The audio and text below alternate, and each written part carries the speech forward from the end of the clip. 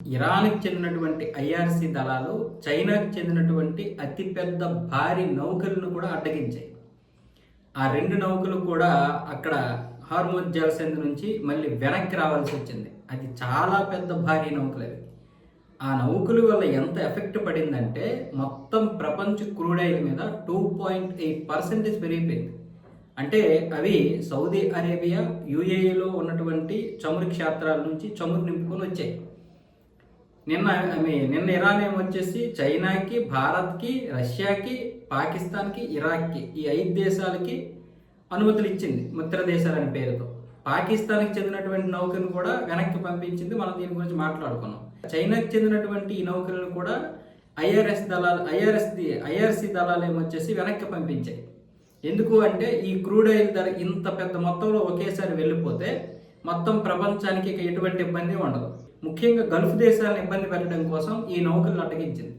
కేవలం తెలుసు, చైనాకి తెలుసు ఈ విషయాలు.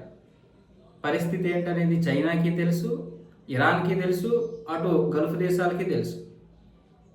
అంటే అది ఎంత పెద్ద నౌకలో చూడండి. 2.8% ఈరోజు క్రూడ్ ఆయిల్ ధరలు పెరిగిపోయాయి ఒక్క ఈ 2 నౌకలు ఆగిపోవడం వల్ల. ఇప్పుడు ఇది ఆలస్యంగా వచ్చినటువంటి ఒక న్యూస్. మరి నిన్న వచ్చిందేమో నా దగ్గరికి రాలేదు. బహుశా నిన్న ఈ న్యూస్ మీకు తెలిసి ఉండొచ్చేమో, మరి నాకైతే తెలియదు. మొత్తానికి ఈ 2 నౌకల్ని అలాగే పాకిస్తాన్కి చెందినటువంటి ఒక నౌకని బయటికి లోపలికి పంపించి మళ్ళీ ఇప్పుడు అనుమతులు ఇచ్చింది ఆ నౌకలకి. ఆల్రెడీ ఒక నౌక ఏమొచ్చేసి తగలబెట్టేసింది ఐఆర్జీసీ. ఎందుకంటే పాకిస్తాన్ జెండాతో ఎటువంటి అనుమతులు లేకుండా పదే చెప్పించుకోవడం వల్ల, ఎంత చెప్పినా వినకపోవడం వల్లే తగలెట్టేశామని కూడా ఐఆర్జీసీ చెప్పింది. ఇలాంటి పరిస్థితులు హార్ముజ్ జలసంధిలో ఉన్నాయి. అది చైనా లేదు, భారత్ లేదు, పాకిస్తాన్ లేదు.